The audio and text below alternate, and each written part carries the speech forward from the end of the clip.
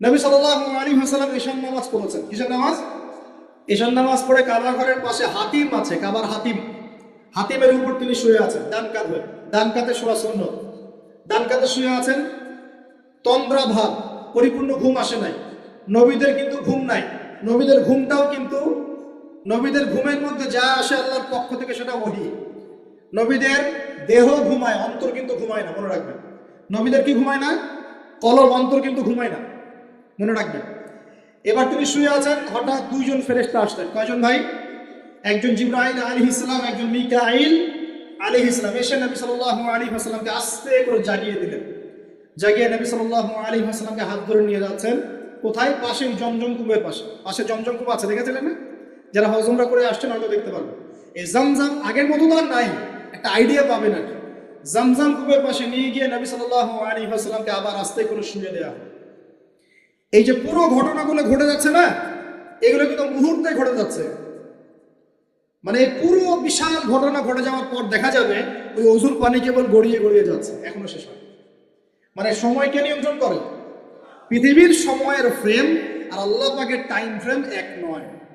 আল্লাহ পাকের time frame totally different, আমাদের time frame আলাদা, মনে থাকবে। এখানে কিন্তু অনেক নাস্তিক অনেক প্রশ্ন করতে পারে।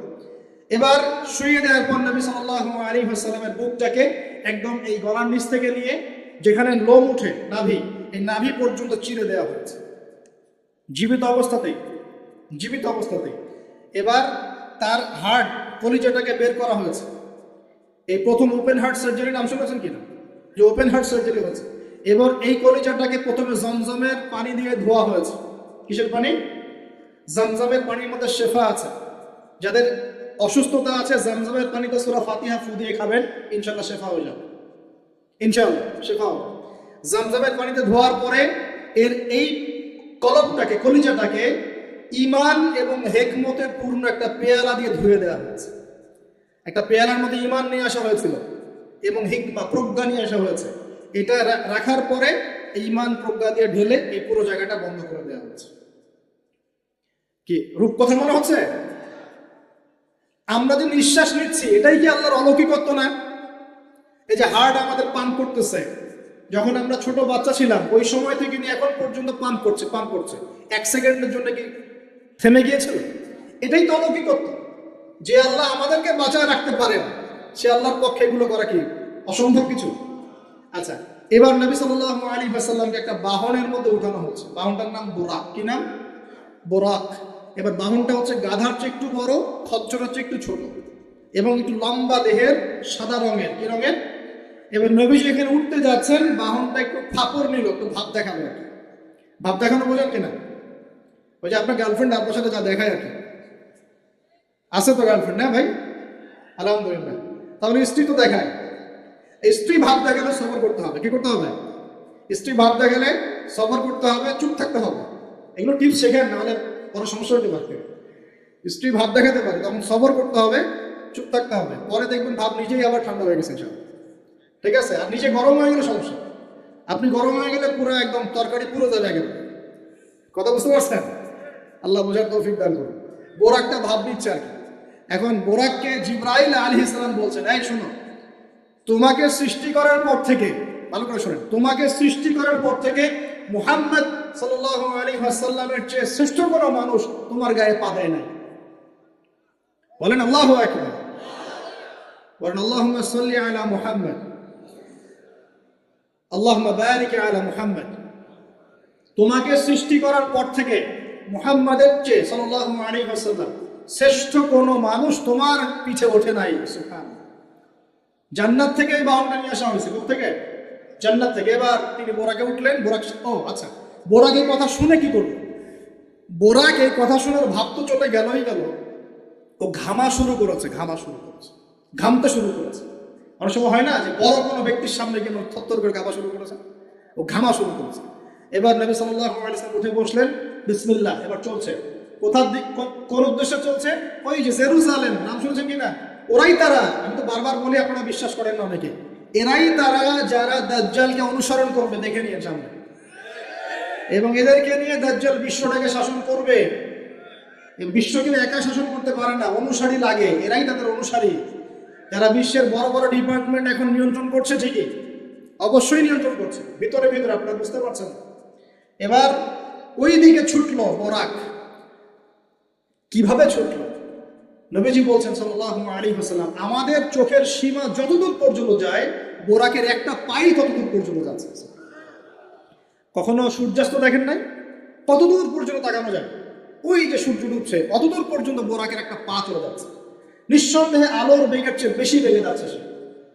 যদি যারা ফিজিক্স পড়ছেন, এই যে অ্যাস্ট্রোনমি নিয়ে পড়াশোনা করছেন, আপনারা তো জানেন আলোর বেগের চাইতেও যদি দ্রুতগামী কোনো বাহন আবিষ্কার করা যায়, তাহলে সময়ের চেয়ে বেশি দূরে যাওয়া যাবে না? যাওয়া যাবে। বোরাকের গতি নিঃসন্দেহে আলোর গতির চেয়ে বেশি ছিল। এবার নবী সাল্লাল্লাহু আলাইহি ওয়াসাল্লাম বলছেন যে আমরা যখন বাইতুল মাকদাস, ওই যে বাইতুল মাকদিস, ওই যে মসজিদ আকসার ওখানে গেলাম, জিবরাইল আলাইহিস সালাম একটা পাথরের মধ্যে ফুটা করলেন, সেই পাথরের মধ্যে ফুটা করে বোরাকটাকে বেঁধে রাখলেন। আর এই পাথরের ফুটার মধ্যেই সমস্ত নবী রাসূল, এই পর্যন্ত যত নবী রাসূল এসেছেন, ওই ফুটার মধ্যেই তাদের বাহনকে বেঁধে রাখতেন। সুবহানাল্লাহ। এবার নবীজি মসজিদে ঢুকলেন, ঢুকে দেখছেন একজন মানুষ নামাজ আদায় করছেন, একটু লম্বা গরনের, ছিপছিপে দেহ, তো লম্বা, চুলগুলো কোকড়ানো কানের লতি পর্যন্ত। মনে থাকবে? চুলগুলো কোকড়ানো কি পর্যন্ত? তোমাদের মতো ছেলা নয়, ডান পা, কানের লতি পর্যন্ত চুল, ছিপছিপে দেহ, লম্বা, শানুয়া গোত্রের মতো। নবীজি বলছেন অনেকটা শানুয়া গোত্রের মানুষের মতো। শানুয়া গোত্র কারা একটু দেখে নিবা অনলাইনে। এখন নবী সাল্লাল্লাহু আলাইহি ওয়াসাল্লাম জিজ্ঞাসা করছেন উনি কে? জিবরাইল আলাইহিস সালাম বলছেন উনি হচ্ছেন নবী মূসা আলাইহিস সালাম। আল্লাহ পাক কিভাবে এটা করলেন আল্লাহ ভালো জানেন, এটা আমরা ব্যাখ্যা করতে পারবো না। নবী মূসা আলাইহিস সালাম নামাজ পড়ছেন, আরেকজনকে দেখলেন তার গড়ন কিছুটা মাঝারি ধরনের, চুলগুলো হচ্ছে সিল্কি, মানে স্ট্রেট চুল, লম্বা এবং সোনালী রঙের। কি রঙের? সোনালী। এবং গায়ের কালারটা হচ্ছে সাদা এবং লালের মিশ্রণে গঠিত। নবীজি জিজ্ঞাসা করলেন উনি কে? তাকে বলা হচ্ছে উনি হচ্ছেন নবী ঈসা আলাইহিস সালাম। এবং নবী সাল্লাল্লাহু আলাইহি ওয়াসাল্লাম সমস্ত আম্বিয়া কেরামের সামনে চলে গেলেন এবং সমস্ত নবীদেরকে নিয়ে 2 রাকাত নামাজ পড়লেন। নবীদের ইমাম কে? আমাদের নবী কাদের ইমাম? নবীদের ইমাম। আর সেই নবীর সুন্নাত পালন করতে আমাদের এত কষ্ট হয় না ভাই? লজ্জা লাগে? দাঁড়িয়ে রাখলে লজ্জা লাগে না? টাকুর উপর কাপড় তুলে লজ্জা লাগে? আস্তাগফিরুল্লাহ, আল্লাহ আমাদেরকে মাফ করুন। আমরা সর্বশ্রেষ্ঠ মানুষের উম্মত, সর্বশ্রেষ্ঠ নবীর উম্মত। আল্লাহ পাক আমাদেরকে যোগ্য উম্মত হওয়ার তৌফিক দান করুন। নবীজি নামাজ পড়লেন, নামাজ শেষ। নামাজ, ও আরেকটা কথা, আরেকজনকে নবীজি দেখলেন, তার অবয়ব সম্পর্কে তিনি বলছেন দেখতে হুবহু আমার মতোই। নবীজি বলছেন দেখতে হুবহু আমার মতোই। জিজ্ঞাসা করলেন তিনি কে? জিবরাইল আলাইহিস সালাম বলছেন তিনি হচ্ছেন নবীগণের পিতা ইব্রাহিম আলাইহিস সালাম। ইব্রাহিম আলাইহিস সালামের দেহের গঠন, চেহারা একদম আমাদের নবীর মতো ছিল। সুবহানাল্লাহ। হয়তোবা এই কারণেই, হয়তোবা আল্লাহ ভালো জানেন, আমরা কিন্তু দরুদে কার নাম পড়ি? নবীর নামের সাথে ইব্রাহিম আলাইহিস সালামের নাম পড়ি। এবং তার জীবনীর সাথে আমাদের নবীর জীবনী কিন্তু হুবহু মিল আছে। আমাদের নবীজিকে হিজরত করতে হয়েছে, ইব্রাহিম আলাইহিস সালামকে করতে হয়েছে। ইব্রাহিম আলাইহিস সালামকে আগুনের পরীক্ষা দেওয়া লাগছে, আমাদের নবীকে বদরে, উহুদে পরীক্ষা দেওয়া লাগছে। লাগে না?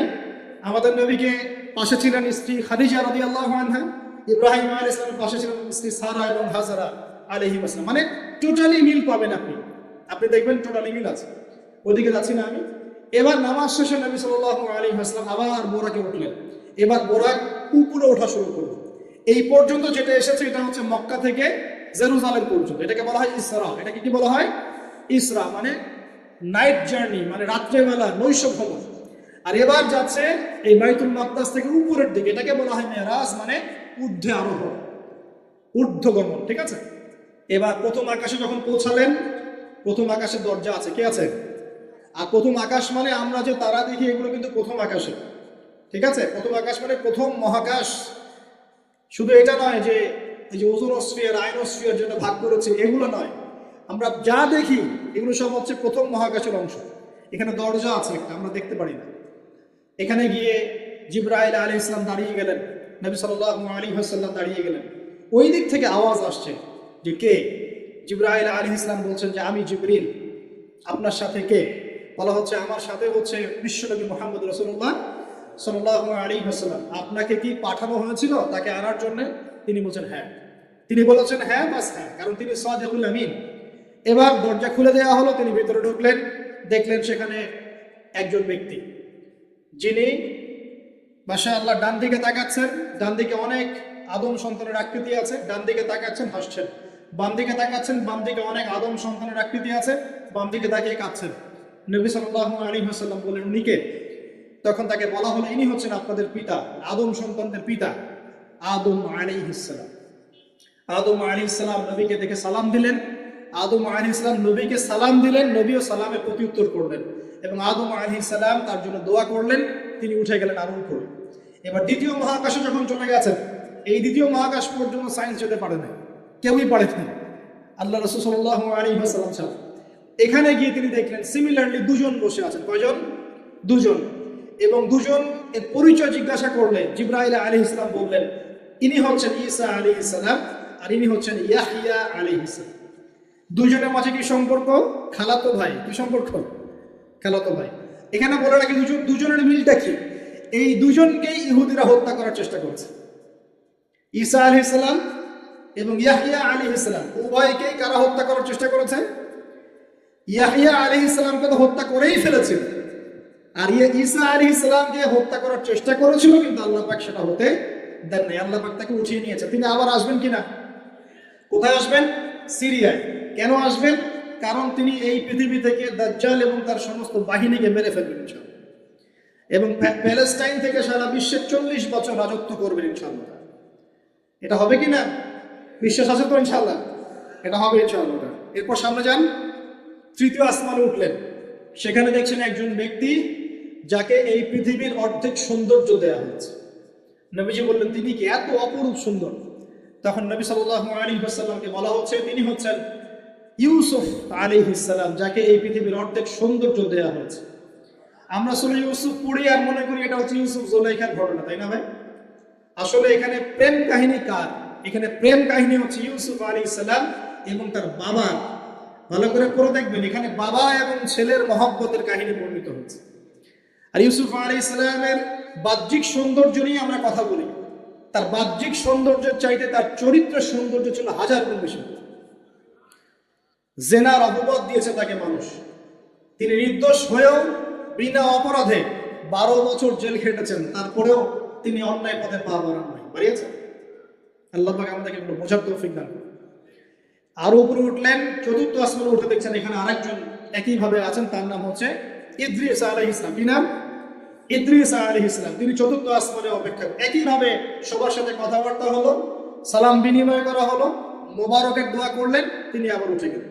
পঞ্চম আসমানে উঠে তিনি দেখছেন ওই নবী মূসা আলাইহিস সালাম। কোন নবী? নবী মূসা আলাইহিস সালাম। সবাই সালাম দিচ্ছেন, একইভাবে কথাবার্তা হচ্ছে। ষষ্ঠ আসমানে উঠে দেখছেন হারুন আলাইহিস সালাম, মূসা আলাইহিস সালামের ভাই, মনে আছে? হারুন আলাইহিস সালাম, যিনি ফেরাউনের কাছে দাওয়াত নিয়ে গিয়েছিলেন, মূসা আলাইহিস সালামের সাথে ছিলেন। সপ্তম আসমানে উঠে তিনি দেখছেন একজন ব্যক্তি যার চেহারা একদম ছোট ছোট বাচ্চারা যারা মারা যায়, আল্লাহ রাব্বুল আলামিন তাদের রূহটাকে ওখানে রেখেছেন। তারা ওখানে খেলছে, যখনই ওদের পিতা মাতার কথা মনে হয় দৌড় দিয়ে আসে ইব্রাহিম আলাইহিস সালামের কাছে। মনে রাখবেন, বাচ্চাদের সাথে কেন ইব্রাহিম আলাইহিস সালামকে রাখা হলো, এখানে একটা ব্যাখ্যা হতে পারে, আল্লাহু আ'লাম। শিশুদের সাথে থাকতে হলে শিশুর মতো মন থাকতে হয়। বাচ্চাদের সাথে কারা ভালোভাবে মিশতে পারে জানেন? যাদের মনটা বাচ্চাদের মতো, শিশুর মতো সরল হতে হয়, শিশুর মতো হতে হয়, সরল। যাদের মন শিশুর মতো সরল, এদের মনের মধ্যে কিন্তু হিংসা, বিদ্বেষ, রিয়া, অহংকার এগুলো থাকবে না। ইব্রাহিম আলাইহিস সালাম ওই শিশু কুরবানির পরীক্ষা ফেলতে হয়েছিল না? আল্লাহ রাব্বুল আলামিন দেখেন তাকে বাচ্চাদের সাথে রেখে দিয়েছে। বাচ্চারা ওখানে খেলাধুলা করে, যখনই ওদের বাবার কথা মনে হয়, মায়ের কথা মনে হয়, দৌড় দিয়ে ইব্রাহিম আলাইহিস সালামের কাছে চলে আসে। তিনি আদর করে দেন, আবার চলে যায়। কি চমৎকার দৃশ্য! তিনি হেলাত দিয়ে আছেন বাইতুল মামুরে, সালাম করলেন, সালাম করে নবীজিকে বললেন, হে নবী আপনার উম্মতকে জানিয়ে দিয়েন, আমি আপনাদেরকে সেটা জানিয়ে দিচ্ছি। হে নবী আপনার উম্মতকে জানিয়ে দিয়েন যে জান্নাত হচ্ছে একটা উর্বর জায়গা, জান্নাতের পানি হচ্ছে মিষ্টি, জান্নাতের মাটি খুব উর্বর, জান্নাতের অনেক জায়গা ফাঁকা পড়ে আছে। আপনার উম্মতকে জানিয়ে দিয়েন এই ফাঁকা জায়গাগুলোতে তারা যদি গাছ লাগাতে চায় তাহলে যেন পড়ে সুবহানাল্লাহ, আলহামদুলিল্লাহ, ওয়া লা ইলাহা ইল্লাল্লাহ, আল্লাহু আকবার, ওয়া লা হাওলা ওয়া লা কুওয়াতা ইল্লা বিল্লাহ। এই মেসেজটা কে দিয়েছেন? ইব্রাহিম আলাইহিস সালাম। এই যে বাইতুল মামুরে হেলান দিয়ে আছেন, এটা কি?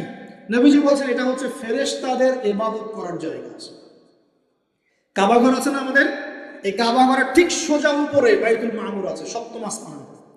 ফেরেশতারা কিভাবে ইবাদত করেন শোনেন, নবীজি বলছেন এই বাইতুল মামুরে প্রতি মুহূর্তে 70,000 ফেরেশতা তাওয়াফ করছে। সুবহানাল্লাহ। ঠিক যেমন এখানে তাওয়াফ হচ্ছে 24 ঘন্টা, তাওয়াফ কি থেমে থাকে? তাওয়াফ থামে না। ঠিক ওইভাবে বাইতুল মামুরে তাওয়াফ থেমে থাকছে না, বাইতুল মামুরে ফেরেশতারা তাওয়াফ করছেন 70,000 ফেরেশতা একই সাথে। আর শুনে রাখেন, যে 70,000 ফেরেশতা একবার তাওয়াফ করার সৌভাগ্য পেয়েছে তারা কিয়ামত পর্যন্ত দ্বিতীয়বার চান্স পাবে। এবার কি চিন্তা করতে পারছেন ফেরেশতাদের সংখ্যা কত কত হতে পারে? আমাদের সংখ্যা তত্ত্বের বাইরে, আমাদের সংখ্যা তত্ত্বের বাইরে। এবার নবী সাল্লাল্লাহু আলাইহি ওয়াসাল্লাম আরো একটু উপরে উঠলেন, এই জায়গার নাম সিদরাতুল মুনতাহা। কি নাম? সিদরাতুল মুনতাহা। এটা হচ্ছে একটা বড়ই গাছ। বড়ই গাছ দেখেছেন তো? এটা নবীজি বলছেন এত চমৎকার এই বড়ই গাছ, এর মধ্যে এত বেশি রং ছিল যে রংগুলোকে আমি ব্যাখ্যা করতে পারবো না।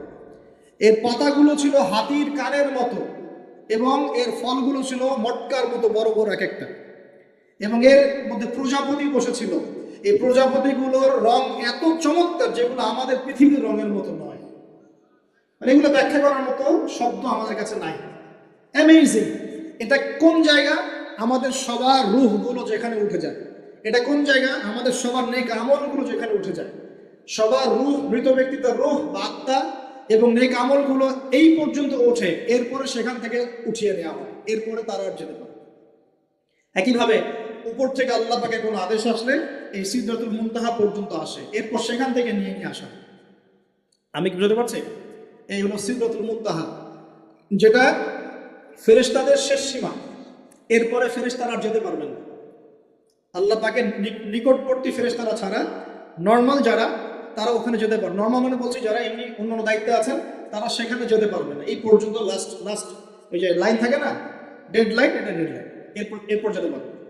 এবার আমাদের নবীকে এখানে বাহন চেঞ্জ করে দেওয়া হলো, অন্য একটা বাহন আরো দ্রুতগামী তাকে দেওয়া হলো। এই বাহনে করে নবীজি একদম আলো পর্দা ভেদ করে উপরে উঠছেন। সুবহানাল্লাহ। আল্লাহ পাকের একদম কাছাকাছি আসছে। কাছাকাছি আসার পর তিনি বলছেন, আমি তখন শুনতে পেলাম যে আল্লাহ পাকের নিকটস্থ ফেরেশতা যারা আল্লাহর আদেশ লিখে রাখেন, তারা কলম দিয়ে লিখছে আল্লাহর আদেশ। এই কলমের লেখার খসখস শব্দ আমি শুনতে পেলাম। আল্লাহু আকবার। এবার আল্লাহ রাব্বুল আলামিন তাকে কাছে নিয়ে, শোনেন প্রিয় ভাই, উম্মতে মুহাম্মাদি শুনে রাখেন, আল্লাহ পাক 3টা স্পেশাল ওহী করলেন। কয়টা ভাই? 3টা। অন্যান্য অনেক কথা তো হয়েছে, সেগুলো তো আমরা হাদিসের মধ্যে আমরা ডিটেইলস বলতে পারছি না, সময় শর্ট। 3টা স্পেশাল ওহী আল্লাহ রাব্বুল আলামিন করেছেন। তার প্রথমটা হচ্ছে নবী সাল্লাল্লাহু আলাইহি ওয়াসাল্লামকে এই জায়গায় 50 ওয়াক্ত নামাজ হাদিয়া গিফট দেয়া। কত কত? এবং নবীজি 50 ওয়াক্ত নিয়ে চলে আসছেন।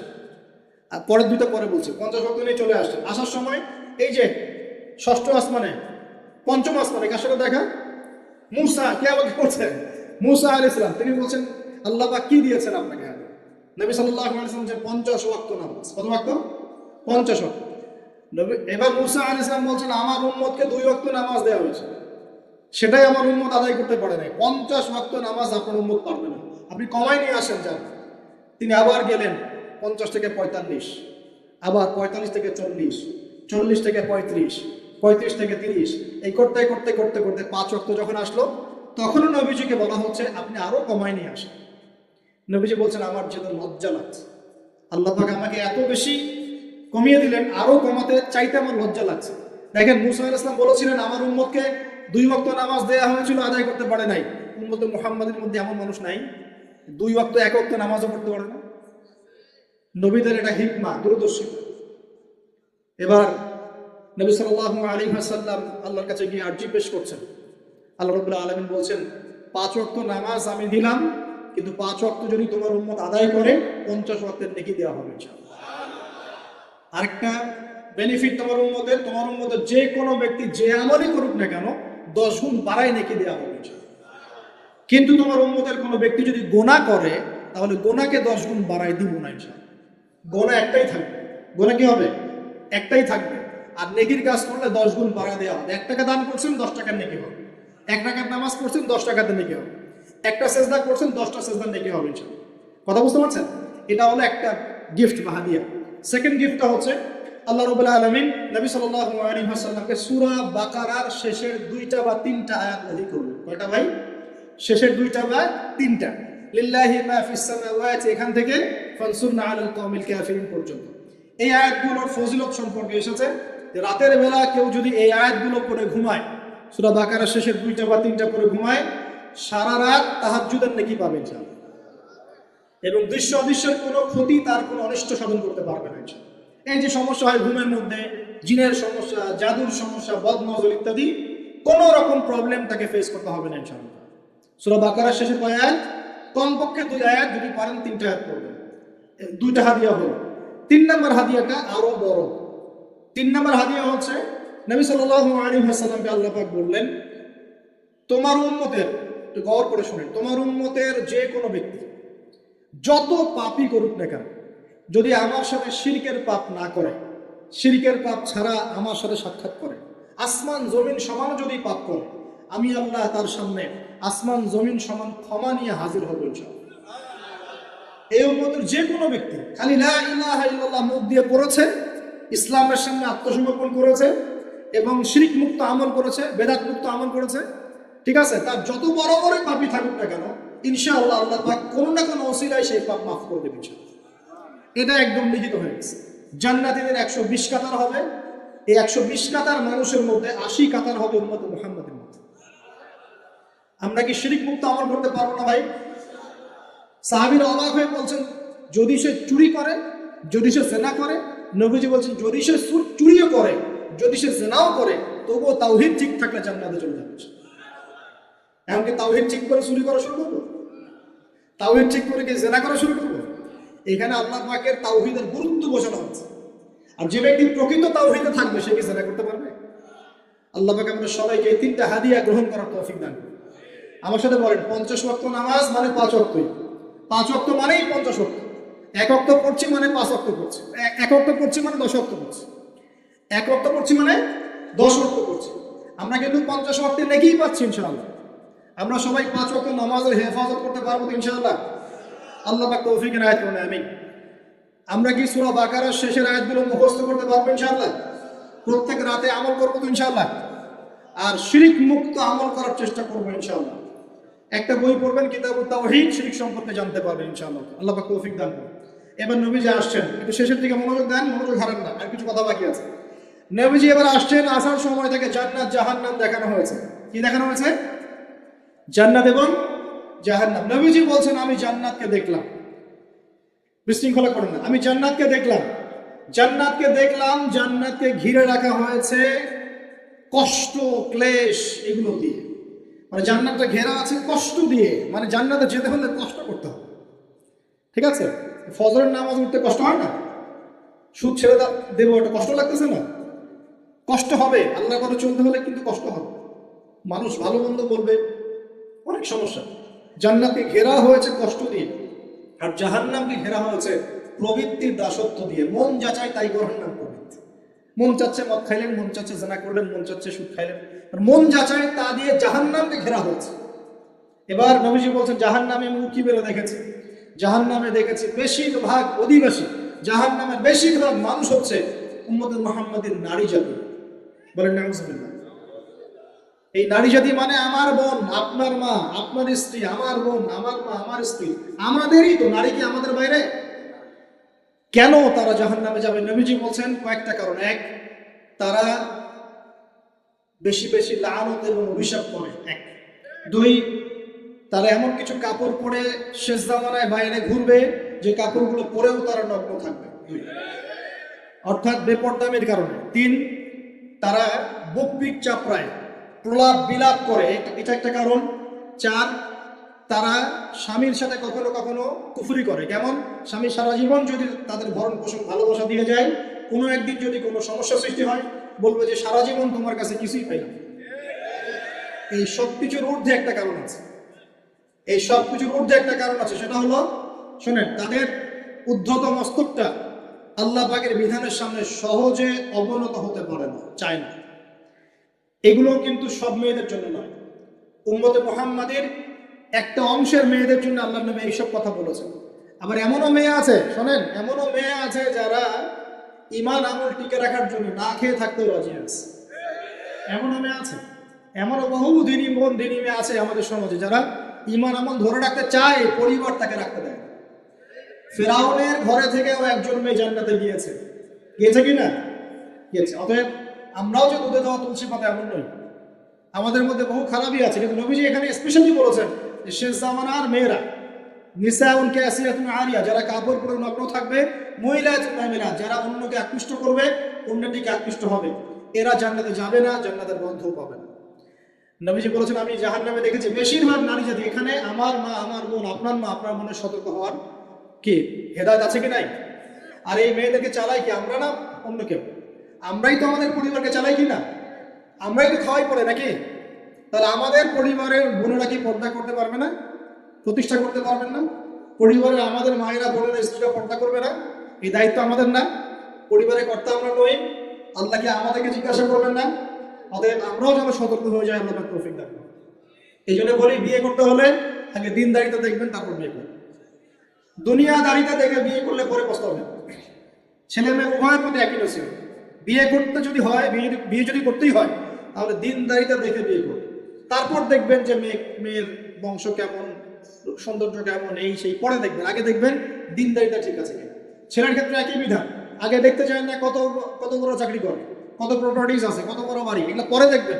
আগে দেখবেন ছেলে নামাজ পড়ে কিনা, ছেলের মধ্যে সুন্নত আছে কিনা, এইগুলো আগে দেখবেন। এই বিয়ে নিয়ে প্রচুর জাহিলিয়াত সমাজে আছে, এই কারণেই পরিবারগুলো এখন ভেঙে যাচ্ছে। আল্লাহ পাক আমাদেরকে সুন্নাহ মেনে চলার তৌফিক দান করুন, বলি আমি। নবীজি এখানে বলেছেন আমি জাহান্নামে দেখেছি বেশিরভাগ অধিবাসী নারী জাতি। আমাদের বন্ধুদেরকে রিকোয়েস্ট করবো, সতর্ক হয়ে যান, আল্লাহর ওয়াস্তে সতর্ক হয়ে যান। কেন শোনেন, কেন নবীজি বললেন এই পয়েন্টটা একটু ভালো করে বোঝেন। কেন নবীজি এই উম্মতের মধ্যে বেশিরভাগ মেয়েকে জাহান্নামী বললেন? আপনি একটু চিন্তা করেন তো, এই উম্মতের মধ্যে কি এমন হয়েছে, এই উম্মতের মেয়েদের সাথে কি এমন হয়েছে যার ফলে মেয়েদেরকে আর ঘরে রাখা যায় না, সব বাইরে চলে আসতেছে? কি হয়েছে এই উম্মতের মেয়েদের সাথে? এই প্রবলেম তো আগে 200-500 বছর আগে ছিল না।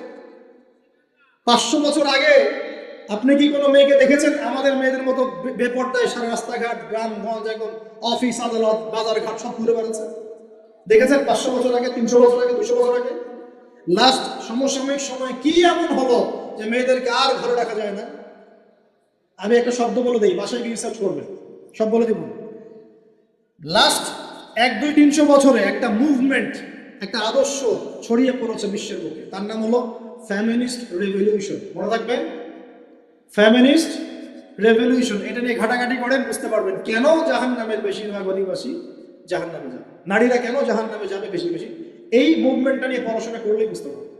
আল্লাহ পাক আমাদেরকে বোঝার তৌফিক দান করুন, অন্তরের চোখ খোলার তৌফিক দান করুন। নবীজি আরো বলছেন আমি জাহান্নামে গেলাম, জাহান্নাম আমাকে দেখানো হলো, এবং সেখানে আমি একজন ফেরেশতাকে দেখলাম। কি দেখলাম? এই ফেরেশতা আমাকে দেখে হাসে নাই। সবাই মনোযোগ দেন, মেরাজের রাতের সবাই নবী সাল্লাল্লাহু আলাইহি ওয়াসাল্লামের সাথে হাসি মুখে সাক্ষাৎ করেছেন এই ফেরেশতা বাদ দিয়ে। নবীজি বললেন জিবরাইল আলাইহিস সালামকে, সে এত গম্ভীর কেন, তার চেহারা হাসি নাই কেন? জিবরাইল আলাইহিস সালাম বলছেন যখন থেকে আল্লাহ পাক তাকে জাহান্নামের দায়িত্ব দিয়েছেন, যেদিন থেকে আল্লাহ পাক এই ফেরেশতাকে জাহান্নামের দায়িত্ব দিয়েছেন, ওই দিন থেকে তার চেহারার হাসি চলে গেছে। আর কিছু বলতে হবে? কেন হাসি চলে গেল? খুশিতে? জাহান্নামে আল্লাহ পাকের আযাব এবং এই আযাবের দায়িত্ব পালন করতে গিয়ে তার চেহারা থেকে হাসি চলে গেছে। নবীজি জানালেন তার নাম হচ্ছে মালিক। কি নাম? মালিক। আমরা দোয়া করি আমরা যেন তার সাক্ষাৎ না পাই, আমরা দোয়া করি আমরা যেন তার সাক্ষাৎ না পাই, আমিন। এবার নবী সাল্লাল্লাহু আলাইহি ওয়াসাল্লাম আসছেন, আসার সময় সুঘ্রাণ পাচ্ছেন, সুঘ্রাণ। ও একটা কথা বলি নাই, জান্নাতে তিনি যখন দেখলেন, সেখানে দেখলেন যে এখানে বেশিরভাগ অধিবাসী হচ্ছে এই উম্মতের গরিব মানুষরা। এই উম্মতের কারা? গরিব মানুষ, টাকা পয়সা কম, এত হিসাব কিতাব নাই, তো বাচক তো নামাজ পড়ে, রোজা রাখে, সাধ্যমতো দান সদকা করে, সত্য কথা বলে, জান্নাতে চলে যাবে সব। গরিবদের 500 বছর আগে, কত বছর আগে? তার মানে এই উম্মতের যদি কেউ গরিব হয়ে থাকি আমরা, কষ্টের কিছু আছে? ইনশাআল্লাহ কষ্টের কিছু নাই। তারপর নবীজি আসছেন, তিনি বলছেন যে আমি একটা মিষ্টি জান্নাতি সুঘ্রাণ পেলাম। আমি জিজ্ঞাসা করলাম এটা কোত্থেকে আসছে?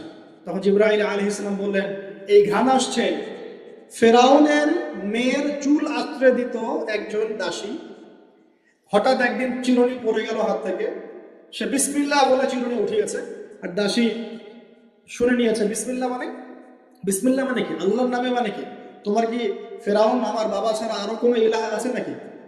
তখন সেই মহিলা বলেছিল, হ্যাঁ আমি এক আল্লাহর ইবাদত করি, ফেরাউনেরও রব হচ্ছে আমার আল্লাহ। এই অপরাধে তাকে ফেরাউন বড় আগুনের কুণ্ডলি খুঁড়ে তাকে ওখানে নামিয়ে দিয়েছিল, এবং তার 3টা কি 4টা বাচ্চা ছিল, এই সব বাচ্চাগুলোকে তার চোখের সামনে পুড়িয়ে মেরেছে। শেষে একটা বাচ্চা ছিল, কোলের বাচ্চা, এই বাচ্চাকে নিয়ে সে লাফ দিবে, তাকে বাধ্য করা হচ্ছে, সে তো নিজে মরতে রাজি, কিন্তু বাচ্চাটা মায়া লাগবে না, সে বাচ্চাকে নিয়ে লাফ দিতে চাচ্ছে না। তখন আল্লাহ পাক ওই বাচ্চার জবানে আল্লাহর কুদরত, আল্লাহর মুজিজা চালু করে দিলেন, ওই বাচ্চা কথা বলা শুরু করল। ওই বাচ্চা বলল, হে আম্মা ইসবিরি ইয়া উম্মা, হে আমার মা সবর করো, ফাইন্না মাউইদুনাল জান্নাহ, আমাদের জন্য আল্লাহ পাক জান্নাত রেখেছেন। লাভ দিয়ে জান্নাত। ওই যে ফেরাউনের স্ত্রী বলা ঠিক না এখানে, ফেরাউনের ওই দাসী যে চুল আশ্রয় দিত, আসিয়া, যার নাম বলা হয় কোনো কোনো জায়গায় আসিয়া, এবং তার সন্তানদেরকে যেখানে দাফন করা হয়েছে ওখান থেকে জান্নাতের ঘ্রাণ আসছে। কে পেলেন এই ঘ্রাণ? রাসূলুল্লাহ সাল্লাল্লাহু আলাইহি ওয়াসাল্লাম। এবার তিনি চলে আসছেন, এসে কাবা ঘরের হাতিমে আবার এসে সেখানে আসলেন, এখানে বিমর্ষ মুখে বসে আছে। কেন মন খারাপ? যে আমি যদি এই ঘটনা যদি কালকে এখন সকালে সবাইকে বলা শুরু করি, সবাই তো আমাকে এখন কি বলবে, মিথ্যাবাদী বলবে, এমনিই তো মিথ্যাবাদী বলছে, এখন এই ঘটনা আবার বিশ্বাস করবে কিনা। এখন সকালবেলা আবু জাহেল আসছে, আয়েশা বলছে যে কি নতুন কিছু ঘটনা ঘটছে নাকি, নতুন করে ঘটনা আছে নাকি, টিটকারি করলো আর কি। রাসূল সাল্লাল্লাহু আলাইহি ওয়াসাল্লাম বলছেন, আমি গতকালকে আকসায় গিয়েছিলাম। এখন আবু জাহেল বলছে, আচ্ছা চমৎকার, আকসায় গিয়েছিলেন, তাই নাকি, আর কি করেছে? আমি এই ঘটনা ঘটেছে আমার সাথে। তখন সবাইকে সে ভোল পিটায় নিয়ে আসলো, আরে আসো আসো, মুহাম্মদ কি বলে শোনো, দেখো কি বলো, তো পাগল হয়ে গেছে। বলছে আকসায় গিয়েছিল, বলো তো আকসায় কি কি আছে? সুবহানাল্লাহ, আল্লাহ রাব্বুল আলামিন, এখন যেমন ভিডিও দেখি না আমরা, এইভাবে আল্লাহ রাব্বুল আলামিন মসজিদুল আকসাকে নবীর সামনে তুলে ধরলেন সামনে, এবং নবী সাল্লাল্লাহু আলাইহি ওয়াসাল্লাম দেখে দেখে বলছেন আকসায় কয়টা দরজা আছে, কয়টা জান্নাত আছে, পূর্ব দিকে কি আছে, পশ্চিম দিকে কি আছে, সিঁড়ি কয়টা, সব বলে দেন। এরপর আবু বকর সিদ্দিকের সামনে একজন কাফের গিয়ে বলছে, জানো মুহাম্মদ কি বলেছে? মুহাম্মদ এই কথা বলেছে। আবু বকর সিদ্দিক তখন বলছেন যে আমি তো এর চাইতে কঠিন কথা বিশ্বাস করি, আমি তো বিশ্বাস করি যে নবী সাল্লাল্লাহু আলাইহি ওয়াসাল্লামের কাছে আসমান থেকে আল্লাহর ওহী আসে, আর মেরাজের রাতটার এমন কি, আমি তো বিশ্বাস করি আল্লাহ তার সাথে কথা বলেন, আল্লাহ পাকের কথা তার কাছে আসে, আল্লাহর কালাম তার কাছে আসে। ওই দিন থেকে নবী সাল্লাল্লাহু আলাইহি ওয়াসাল্লামের এই সাহাবীর নাম হয়ে গেল আবু বকর সিদ্দিক। এখন এর মাঝখানে আর কয়েকটা কথা হয়েছে, আমাদের নবী পরে হাদিসে জানিয়েছেন, এগুলো বলে শেষ করছে। নবীজি বলছেন, আমি যখন মেরাজের রাতে গিয়েছি আমাকে আল্লাহ পাক কিছু আযাব দেখিয়েছেন। কি দেখেছেন ভাই? আমরা দোয়া করি আল্লাহ পাক এই আযাবগুলো থেকে আমাদেরকে বাঁচান, এবং যে পাপের কারণে এই আযাব হয় সেই পাপ থেকে আমাদেরকে বাঁচান, বলেন আমিন। আর একটা কথা বলে রাখি, যেহেতু নবীকে এই আযাবগুলো দেখানো হয়েছে, অন্য কোনো নবীকে কিন্তু দেখানো হয়নি। কাকে দেখানো হয়েছে?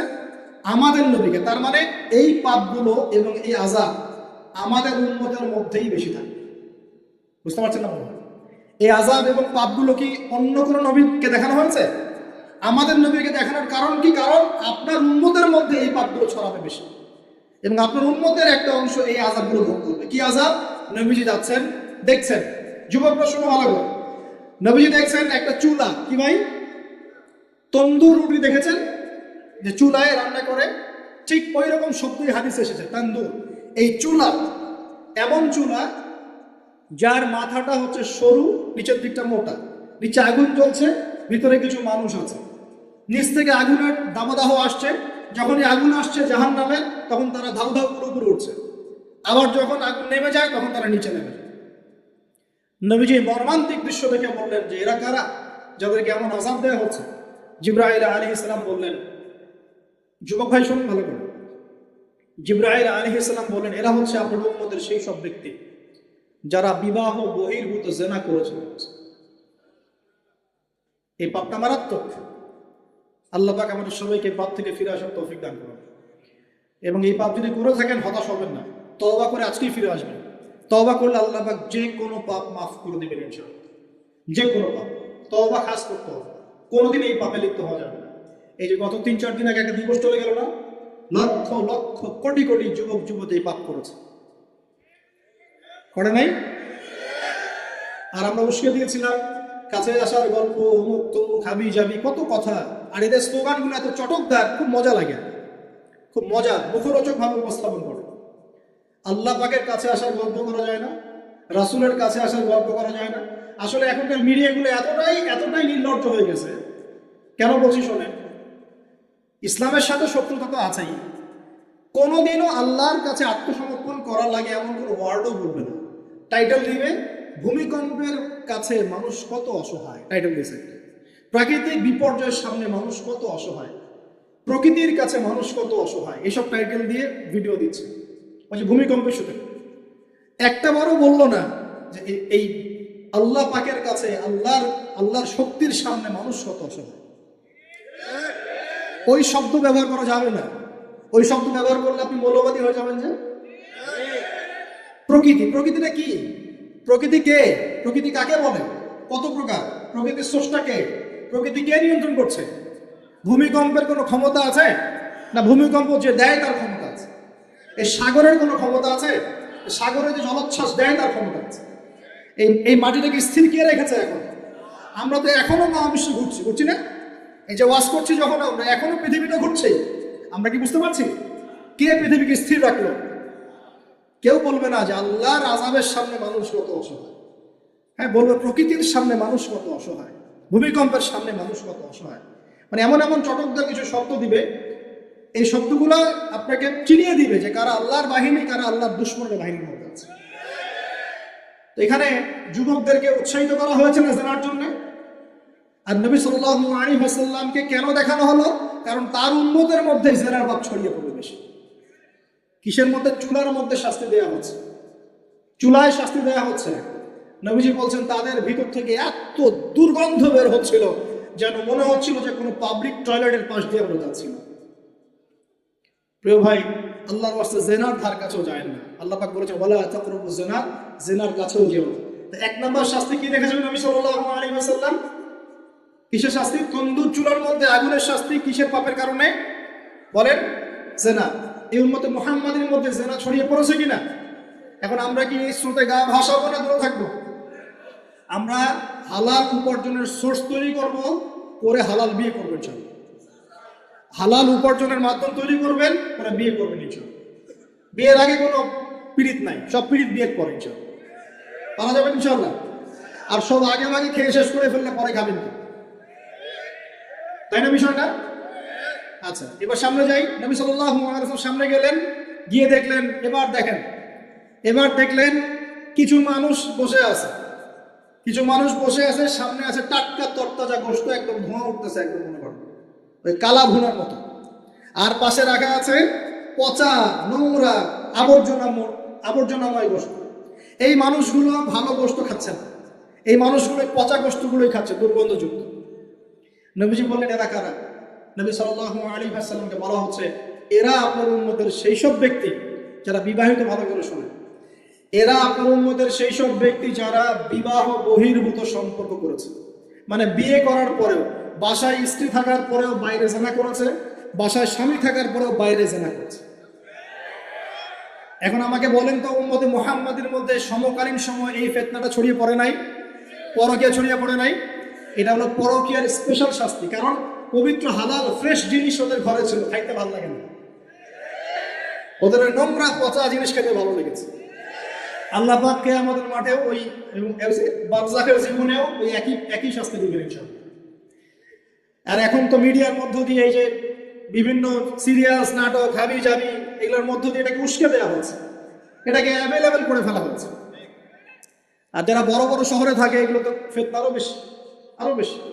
আল্লাহ পাক আমাদের মা বোনদেরকে বোঝার তৌফিক দান করুন, আর আমাদের ভাইদেরকে বোঝার তৌফিক দান করুন। আমাদের সবাইকে আল্লাহ পাক পরকীয়ার মতো নোংরা পাপ থেকে হেফাজত করুন, বিবাহ বহির্ভূত সম্পর্ক থেকে হেফাজত করুন। আরো সামনে যান, নবীজি দেখলেন এবার একটা রক্তের নদী। কিসের নদী ভাই? প্রশ্ন করবো কেন রক্তের নদী? উত্তর দিতে হবে। ওই রক্তের নদীতে আল্লাহ পাক কিছু মানুষকে রেখেছেন, ফেরেশতারা পাথর দিয়ে তাদের মাথা ফাটিয়ে দিচ্ছে, পাথর ছিটকে অন্য জায়গায় চলে যাচ্ছে, পাথর নিয়ে আসার মুহূর্তের মধ্যেই মাথা আবার জোরে লেগে যাচ্ছে, আবার পাথর দিয়ে মাথা ফাটিয়ে দেওয়া হচ্ছে, আবার পাথর ছিটকে চলে যাচ্ছে। নবীজি জিজ্ঞাসা করলেন, এরা কারা যাদেরকে এই শাস্তি দেওয়া হচ্ছে? নবী সাল্লাল্লাহু আলাইহি ওয়াসাল্লামকে জিবরাইল আলাইহিস সালাম বললেন, এরা আপনার উম্মতের সেই সব ব্যক্তি যারা সুদখোর ছিল। কি ছিল? এখন বলেন রক্তের নদী কেন? বলেন, উত্তর দেন দেখি, কে বলতে পারবেন? বিসমিল্লাহ। মাশাআল্লাহ, শুকরিয়া। সুদের মধ্য দিয়ে এক শ্রেণীর মানুষ ধনী হয় আর এক শ্রেণীর মানুষ গরিব হয়। সুদের মধ্য দিয়ে গরিব মানুষের রক্তটাকে চুষে খাওয়া হয়। এই কারণেই কিয়ামতের মাঠে এবং বারজাখের জীবনে রক্তের নদীতে ফেলে মাথাটা ফাটিয়ে দেওয়া। মাথা কেন ফাটানো হবে? এই মাথা দিয়ে শয়তানি বুদ্ধিটা বের করেছিল যে ইন্নামাল বাইউ মিসলুর রিবা, সুদ হচ্ছে ব্যবসার মতোই। এই শয়তানি কোথা থেকে বের হইছে? এই মাথা থেকে। এই মাথা ফাটাইতে হবে। আল্লাহ পাকের শাস্তি খুব নিপুণ। আমি চিন্তা করার চেষ্টা করেছিলাম আজকে কেন এই শাস্তিগুলো এইভাবে আসবে। আল্লাহু আ'লাম বিসওয়াব, আল্লাহ ভালো জানেন, তবে আমাদের কাছে এটা মনে হয়। এরপর সামনে যান, এই পাপের কারণে আরো কিছু মানুষকে শাস্তি পেতে দেখা গেছে। নবীজি দেখেছেন আরো এক শ্রেণীর মানুষ যাদের পেটটা ফুলে আছে। প্রাসাদ দেখেছেন, অট্টালিকার মতো পেটটা ফুলে আছে, ভিতরে সাপ কিলবিল করছে। না না না না না, নবীজিকে জিজ্ঞাসা করলেন এরা কারা? এই হাদিসেও আছে এরা ছিল আপনার উম্মতের সুদখোর ব্যক্তি, পেটের ভেতর সাপ কিলবিল করছে। আর একটা জায়গায় তিনটা দেখা গেছে সুদখোরের শাস্তি। কয়টা ভাই? তিনটা। একটা দেখলাম রক্তের নদীতে মাথা ফাটানো, একটা হচ্ছে পেটের মধ্যে সাপ কিলবিল করছে, আরেকটা হচ্ছে দেখলেন কিছু মানুষ পানিতে হামাগুড়ি দিচ্ছে এবং পাথর খাচ্ছে। কি খাচ্ছে ভাই? পাথর। এবং এই পাথরটা ভিতরে যাচ্ছে, গিয়ে পিছনের রাস্তা দিয়ে বের হয়ে যাচ্ছে। নবীজি বলেন এরা কারা? একই উত্তর দিলেন জিবরাইল আলাইহিস সালাম, এরা হচ্ছে আপনার উম্মতের সুদখোর ব্যক্তি। সুদের এই তিনটা শাস্তি স্পেশাল দেখা গেছে। কেন আল্লাহ ভালো জানেন, আমরা সব ব্যাখ্যা করতে পারবো না।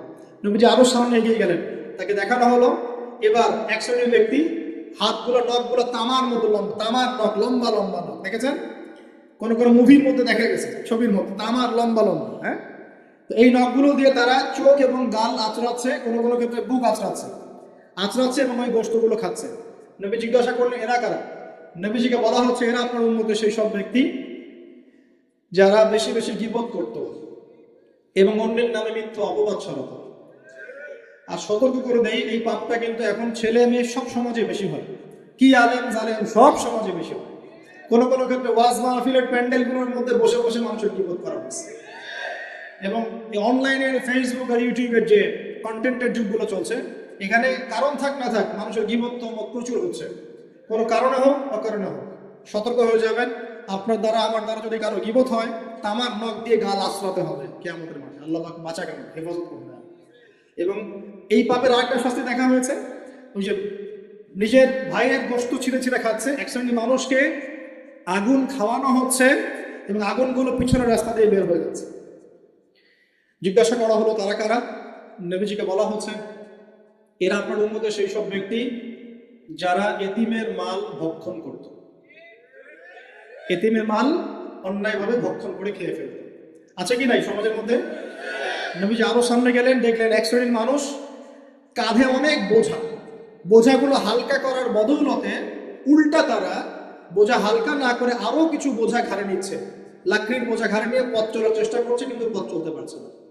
নবীজি বলেন এরা তো অদ্ভুত, এরা তো চাইলে বোঝা হালকা করে চলতে পারত, বোঝা আরো নিয়ে চলছে কেন? নবীজিকে বলা হচ্ছে এরা আপনার মধ্যে সেই সব ব্যক্তি যারা দায়িত্ব যতটুকু নিয়েছিল অতটুকু তো পালন করতে পারতোই না, আরো দায়িত্ব চেয়ে নিত মানুষের কাছে। দায়িত্ব চেয়ে নেওয়ার সংস্কৃতি চলছে না এখন। যোগ্যতা থাক আর না থাক, মানুষ দায়িত্ব চাচ্ছে না। দায়িত্ব না দিলে লাভ করে। যোগ্যতা থাক না থাক, মানুষকে দায়িত্ব চেয়ে নিচ্ছে কি না? দায়িত্ব নেওয়াটা বড় কথা নয়, পালন করাটা বড় কথা। না করতে পারলে এই শাস্তি ভোগ করতে হবে। আল্লাহ পাক আমাদের সবাইকে হেফাজত করুন, আমিন। এবার সামনে গেলেন, দেখলেন এবার তো মুশকিল। সামনে গিয়ে দেখলেন এক শ্রেণীর মানুষ, কয়েকটা মানুষ না, এক শ্রেণীর মানুষ যাদের জিহ্বাগুলোকে, ঠোঁট আর জিহ্বাগুলোকে আগুনের কেচি দিয়ে কেটে ফেলা হচ্ছে। নবীজি বললেন এরা কারা? রাসূল সাল্লাল্লাহু আলাইহি ওয়াসাল্লামকে বলা হচ্ছে এরা আপনার উম্মতের সেই সব ব্যক্তি যারা ছিল ওয়াইজ বক্তা, আলেম ওয়াইজ বক্তা, যারা মানুষের সামনে দিনের কথা বলতো কিন্তু নিজেরাই সেই দিনের কথা আমল করতো।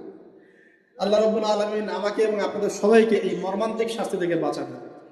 যা বলবো তার উপর আমল করার তৌফিক দান করুন, যা জানবো তার উপর আমল করার তৌফিক দান করুন। যা বলি আমল করি না সেটা প্রয়োজনে বলার দরকার নাই, যেটা আমল করি না সেটা প্রয়োজনে বলার দরকার নাই। আল্লাহ পাক আমাদেরকে রাসূলের সুন্নাহ মাফিক দাওয়াতি কাজ করার তৌফিক দান করুন এবং এই শ্রেণীর বক্তার অন্তর্ভুক্ত হওয়া থেকে আল্লাহ পাক আমাদেরকে বাঁচান। এভাবে তিনি আরো বেশ কিছু শাস্তি দেখলেন, তারপর তাকে ফিরিয়ে আনা হলো। এই মেরাজের ঘটনা এভাবে শেষ হলো। এখন এই পুরো মেরাজের ঘটনা আমরা যা শিখলাম, রাসূলুল্লাহ সাল্লাল্লাহু আলাইহি ওয়াসাল্লামের এই মেরাজ উম্মতে মুহাম্মাদের জন্য খাস কিনা, আমাদের জন্য খাস কিনা?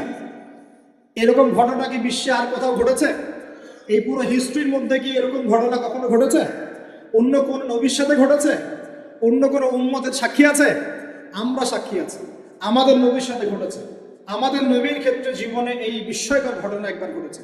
আল্লাহ পাক কি কোনো নবীকে তার কাছে নিয়ে ওহী করেছেন? আসুন এই মিরাজে যে বিষয়গুলো আমরা শিখলাম, আমরা সবাই এর উপর আমল করার চেষ্টা করি। আল্লাহ পাক তৌফিক দান করুন।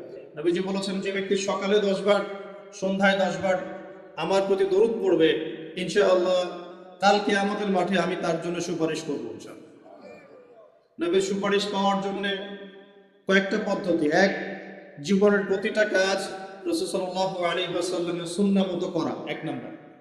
2 নাম্বার, সকাল সন্ধ্যায় 10 বার করে রাসূলের প্রতি দরুদ পাঠ করা। আর 3 নাম্বার হচ্ছে রাসূল সাল্লাল্লাহু আলাইহি ওয়াসাল্লামের রেখে যাওয়া এই দিন, এই আমানতটাকে মানুষের ঘরে ঘরে পৌঁছে দেওয়ার ব্যবস্থা করা। পারা যাবে ইনশাআল্লাহ? আল্লাহ কবুল করুন, তৌফিক দান করুন। তো আলোচনায় মনোযোগ দেই, মোবাইল ফোনে বেশি ব্যস্ত না হয়, আপোষে কথাবার্তা না বলি। যতক্ষণ কথা হবে দিনের আলোচনা, দিলের কান দিয়ে, মনের কান দিয়ে শোনার চেষ্টা করি, আমল করার নিয়াতে শোনার চেষ্টা করি। আল্লাহ তৌফিক দান করুন। তো যেখানে ছিলাম, যে আল্লাহ রাব্বুল আলামিন কোরআনকে বলছেন প্রত্যেকটা বিষয়ের ব্যাখ্যা, হেদায়েত, রহমত এবং সুসংবাদ। তো আমরা প্রশ্ন করলাম, কোথায় আছে যে ইশার সালাত 4 রাকাত এবং 4 রাকাতে 8টা সিজদা করতে হবে? আসলে কোরআনুল কারীমের কোথাও বলা নাই ইশার নামাজ 4 রাকাত। কোরআনুল কারীমের কোথাও বলা নাই যে ইশার 4 রাকাত নামাজে 8টা সিজদা করতে হবে, 10টা করা যাবে না, এমনটা কোরআনে বলা নাই। তাহলে কি ব্যাখ্যা হবে? আল্লাহ পাক তো বললেন কোরআনে সবকিছুই ব্যাখ্যা করেছে। ব্যাখ্যাটা হচ্ছে, উত্তরটা হচ্ছে এই জবাব, সূরা হাশর আয়াত নম্বর 7। নবী সাল্লাল্লাহু আলাইহি ওয়াসাল্লাম তোমাদেরকে যা দিয়েছেন তা গ্রহণ করে নাও। ওয়ামা আতাকুমুর রাসূলু ফাখুযু, রাসূল যা যা দিয়েছেন সব নিয়ে নাও, চোখ বন্ধ করে। রাসূল যা দিয়েছেন চোখ বন্ধ করে গ্রহণ করো। ওয়ামা নাহাকুম আনহু ফান্তাহু, রাসূলুল্লাহ সাল্লাল্লাহু আলাইহি ওয়াসাল্লাম যা থেকে নিষেধ করেছেন এই বিষয়গুলো থেকে দূরে থাকো।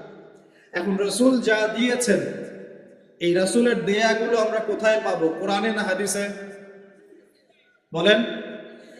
রাসূল যা থেকে নিষেধ করেছেন এই নিষেধগুলো আমরা কোথায় পাবো? কোরআনে না হাদিসে? কোরআনে আমরা দেখতে পাচ্ছি আল্লাহ যা দিয়েছেন, আল্লাহ যা নিষেধ করেছেন। কোরআনে কি আছে রাসূল যা দিয়েছেন, রাসূল যা নিষেধ করেছেন? তাহলে রাসূল যা দিয়েছেন, রাসূল যা নিষেধ করেছেন সাল্লাল্লাহু আলাইহি ওয়াসাল্লাম, এগুলো আমরা পাবো কোথায়? সুন্নতে বা হাদিসে। কথা ঠিক আছে? এখন সুন্নত বা হাদিস কি আলাদা কিছু নাকি একই উৎস থেকে আসছে? উত্তর হচ্ছে সূরা নাজম আয়াত নাম্বার 3-4। আল্লাহ পাক বলছেন, বিসমিল্লাহির রহমানির রহিম, ওয়ামা ইয়ানতিকু আনিল হাওয়া ইন হুয়া ইল্লা ওয়াহয়ুন ইউহা। আল্লাহ পাক বলছেন রাসূলুল্লাহ সাল্লাল্লাহু আলাইহি ওয়াসাল্লাম নিজের মন গড়া কোনো কথা বলেন না। রাসূলুল্লাহ সাল্লাল্লাহু আলাইহি ওয়াসাল্লাম নিজের মন গড়া কোনো কথা বলেন না। তিনি সেই কথাটুকুই বলেন যা তার কাছে ওহী করা হয়। অর্থাৎ রাসূলুল্লাহ সাল্লাল্লাহু আলাইহি ওয়াসাল্লাম যে আমাদেরকে বলেছেন ঘুমানোর আগে বিসমিল্লাহি আল্লাহুম্মা বিইসমিকা আমুতু ওয়া আহইয়া বলতে, এটাও আল্লাহ পাকের ওহী। রাসূল সাল্লাল্লাহু আলাইহি ওয়াসাল্লাম যে আমাদেরকে শিখিয়েছেন বাথরুমে ঢোকার সময় বাম পা দিয়ে ঢুকতে, ডান পা দিয়ে বের হতে, ঢোকার সময় বলতে বিসমিল্লাহ আল্লাহুম্মা ইন্নী আউযু বিকা মিনাল খুবসি ওয়াল খাবাইস, আর বের হওয়ার সময় বলতে আলহামদুলিল্লাহিল্লাযী আযহাবা আনিল আযাব মুআফানি গফরানাকা। এই প্রত্যেকটা দোয়াও আল্লাহর পক্ষ থেকে ওহী। আমি কি বুঝাতে পারছি? রাসূল যে বলেছেন বিসমিল্লাহ বলে ওযু শুরু করতে এবং ওযু শেষ করার পরে কালিমা শাহাদাত পড়তে, এটাও আল্লাহর পক্ষ থেকে কি বলেন ওয়াহি। রাসূল যে বলেছেন স্ত্রীর সাথে মিলন করার আগে বলবে বিসমিল্লাহ আল্লাহুম্মা জান্নিবনা শাইতান ওয়া জান্নিবাশ শাইতান মা রাযাকতানা, এই দোয়াটাও আল্লাহর পক্ষ থেকে কি ওয়াহি। রাসূল সাল্লাল্লাহু আলাইহি ওয়াসাল্লাম যে প্রত্যেকটা কাজ ডান দিক থেকে করতে বলেছেন এটাও আল্লাহ পাকের কি ওয়াহি। এরকম প্রতিটা কাজ শুধু আমাদের ব্যক্তি জীবনের আমল নয়, বরং আমাদের পারিবারিক জীবন, সামাজিক জীবন, আমাদের রাষ্ট্রীয় জীবন, আমাদের অর্থনৈতিক জীবন, প্রত্যেকটা জীবনের প্রতিটা কাজই রাসূলুল্লাহ সাল্লাল্লাহু আলাইহি ওয়াসাল্লামের সুন্নত মতো করার নামই হচ্ছে ইত্তেবায়ে সুন্নাহ, নবীর সুন্নতকে অনুসরণ করা। এবং নবীর সুন্নতকে অনুসরণ না করলে কেউ জান্নাত যেতে পারবে না। রাসূলের সুন্নতকে অনুসরণ না করলে কেউ জান্নাত যেতে পারবে না, এটাই চূড়ান্ত কথা। যে যার সুন্নত অনুসরণ করবে তার সাথে তার হাসর হবে। যে মেসি নেইমারের সুন্নত অনুসরণ করছে তার সাথেই তার হাসর হবে, এটাই স্বাভাবিক। আর যে রাসূলুল্লাহ সাল্লাল্লাহু আলাইহি ওয়াসাল্লামের সুন্নত ফলো করবে তার সাথেই তার হাসর হবে ইনশাআল্লাহ তাআলা। তাই রাসূলের সুপারিশ পাওয়ার এবং তার সাথে জান্নাতে থাকার একটাই অপশন, সেটা হলো নবী সাল্লাল্লাহু আলাইহি ওয়াসাল্লামের সুন্নাহ মাফিক জীবন গড়া।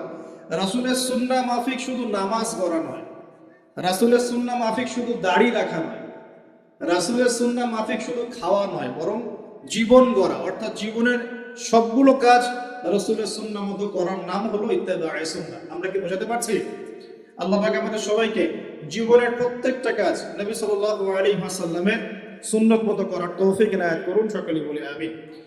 এখন আমাদের নবী সাল্লাল্লাহু আলাইহি ওয়াসাল্লাম এমন একটা সমাজে নবুয়ত পেয়েছিলেন, একটু বোঝার চেষ্টা করবেন। সমাজ, আমার কথা কি বুঝতে পারছেন? আইয়ামে জাহিলিয়াতের মানুষরা যে আল্লাহকে বিশ্বাস করতো না বিষয়টা এমন না। আইয়ামে জাহিলিয়াতের মানুষরা আল্লাহকে ঠিকই বিশ্বাস করত, কিন্তু আল্লাহকে পাওয়ার জন্য ওসিলা পূজা করত, মাধ্যম পূজা করত, কবর পূজা করত, কোনো কোনো ক্ষেত্রে মৃত মানুষের পূজা করত, প্রকৃতি পূজা করত, আবার কেউ কেউ ছিল নাস্তিক। এরকম ছিল আইয়ামে জাহিলিয়া। তো আমি একটা দলিল দিচ্ছি যে আইয়ামে জাহিলিয়াতের মানুষরাও যে আল্লাহকে বিশ্বাস করত তার সবচেয়ে বড় দলিল হচ্ছে আবু জেহেল নিজেই। আবু জেহেলের নাম শুনেছেন তো? আবু জেহেলকে এই উম্মতের কি বলা হয়? কে বলতে পারবেন? আবু জেহেলকে এই উম্মতের কি বলা হয়? ওয়াজ কি খালি শুনলে হবে নাকি একটু ধরে রাখতে হবে? কি বলা হয়? আইয়ামে জাহিলিয়াত একটা প্রবাদ ছিল, আবু জেহেলকে বলা হতো আবুল হাকাম, মানে জ্ঞানের পিতা। কিসের পিতা? জ্ঞানের পিতা। কিন্তু ইসলাম আসার পরে যখন সে ইসলাম কবুল করে নাই এবং সত্যকে চিনেও প্রত্যাখ্যান করেছে, তখন নবী সাল্লাল্লাহু আলাইহি ওয়াসাল্লাম বলেছিলেন আবু জেহেল হচ্ছে এই উম্মতের ফেরাউন। কে? ফেরাউনের নাম শুনেছেন কিনা? ফেরাউন কে ছিল? এই বিশ্বের সবচেয়ে প্রতাপশালী শাসক। সে কি ভালো ছিল না জালেম ছিল? ক্ষমতা চিরদিন থাকে না থাকে না? থাকে। ফেরাউনের যে শক্তিধর ওই সময়ে বিশ্বের কেউ ছিল? আজকে ফেরাউনের কোনো অস্তিত্ব আছে? আছে, তার লাশটা পড়ে আছে। তার লাশটা আছে না? 1897 সালে তার লাশটা আবিষ্কৃত হয়েছে। কত সালে? 1897 সালের দিকে তার লাশটাকে আল্লাহ পাক শুটকি বানিয়ে রেখে দিয়েছে। কেন রেখেছে এই দলিলটাও কোরআনে আছে। ওই যে বললাম কোরআন সবকিছুর ব্যাখ্যা করেছে। ফেরাউনের লাশ কেন সংরক্ষণ করা হয়েছে এর দলিলও কোরআনে আছে। আল্লাহ বলেছেন যাতে করে তুমি, আজ আমি তোমার এই দেহটাকে সংরক্ষণ করব যাতে করে তোমাকে পরবর্তীদের জন্য নিদর্শন রূপে রাখা যায়। তাহলে ফেরাউন কাদের জন্য নিদর্শন হয়ে আছে? ফেরাউনের পরে যারা জালেম হিসেবে আসবে পৃথিবীতে, সেই জালেমদের জন্য ফেরাউনের লাশটা নিদর্শন হয়ে আছে। কিন্তু মানুষ নিদর্শন গ্রহণ করতে রাজি নয়, মানুষ শিক্ষা গ্রহণ করতে রাজি নয়। ফেরাউন কি আম কোনো ব্যক্তি ছিলেন না শাসক ছিলেন? তাহলে আম ব্যক্তিদের জন্য তিনি যতটা না বড় নিদর্শন, শাসকদের জন্য বড় নিদর্শন। যারাই পৃথিবীতে শাসন ক্ষমতার বলে জুলুম করবে তাদের জন্য ফেরাউন একটা নিদর্শন হয়ে থাকবে কিয়ামত পর্যন্ত। থাকবে কিনা? লিতাকুনা লিমান খালফাকা আয়া, আল্লাহ বলেছেন যাতে করে তুমি পরবর্তীদের জন্য নিদর্শন হতে পারো, এই কারণে তোমার লাশটাকে আমি সংরক্ষণ করেছি। আল্লাহ পাক এটাও বলেছেন কিন্তু বেশিরভাগ মানুষই আমার নিদর্শন সম্পর্কে গাফেল। বাস্তবতা তাই নয় কি? আচ্ছা, এখন ফেরাউনদের মতো বড় বড় জালেম নাই সারা বিশ্বে?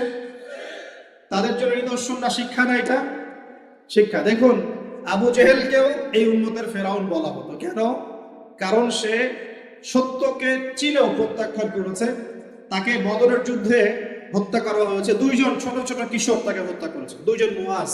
দুইজন কি? এই মুয়াজ নাম জানতেন? মুয়াজ নাম বরকতময় নাম। দুই মুয়াজ, সিরাতের গ্রন্থ পড়ে দেখবেন, আর রাহিবুল মাখতুম।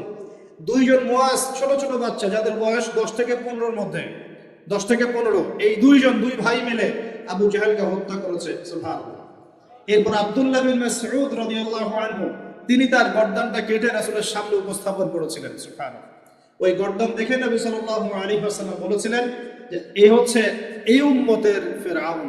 আবু জাহেলকে এই উম্মতের বলেন ফিরআউন। এখন আবু জাহেলের